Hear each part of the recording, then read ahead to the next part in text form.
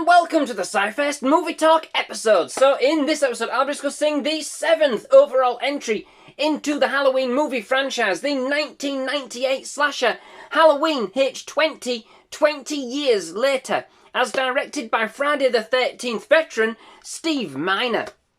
The movie chooses to retcon the last 4 entries in the series, 3 for obvious reasons. It has nothing at all to do with the rest of the franchise, and 4 and 6 opting to bring back Laurie Strode as played by Jamie Lee Curtis, who had been killed off in passing in a car crash that happened many years prior as part of the story for the 4th, 1988 Halloween, The Return of Michael Myers.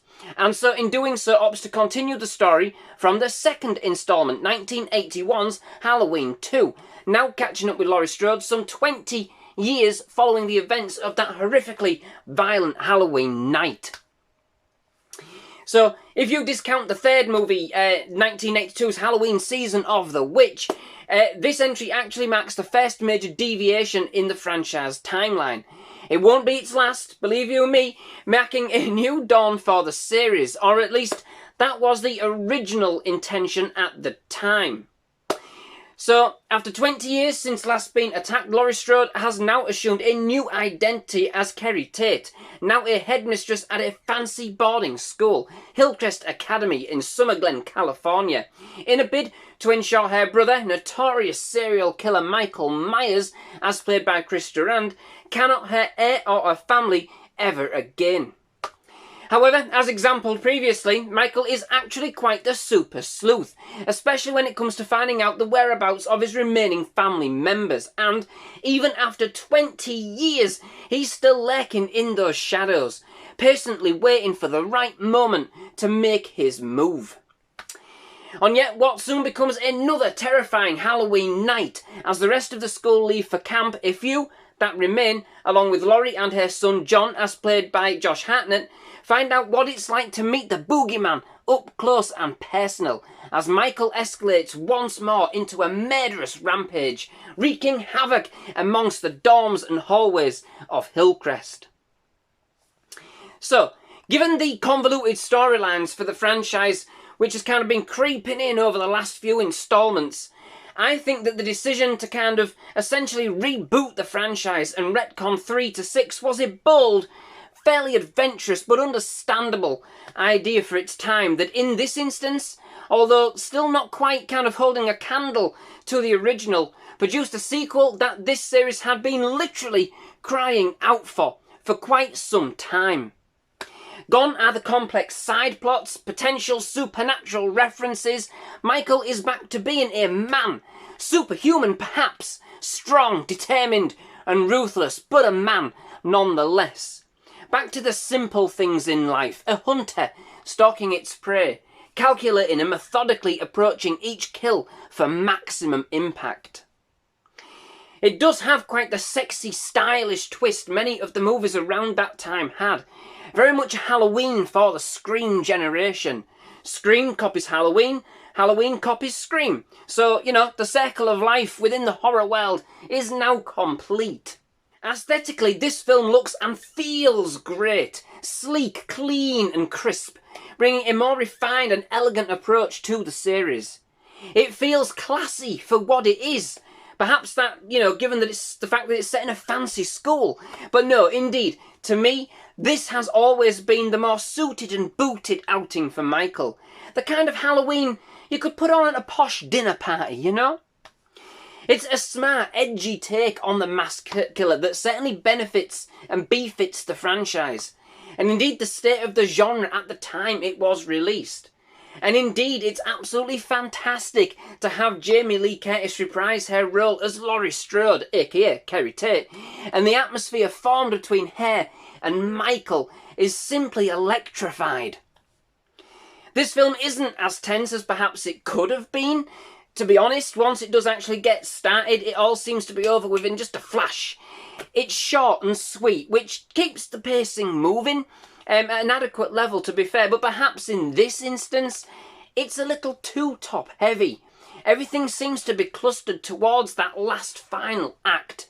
Totally frantic and frenzied, but not so well spaced out.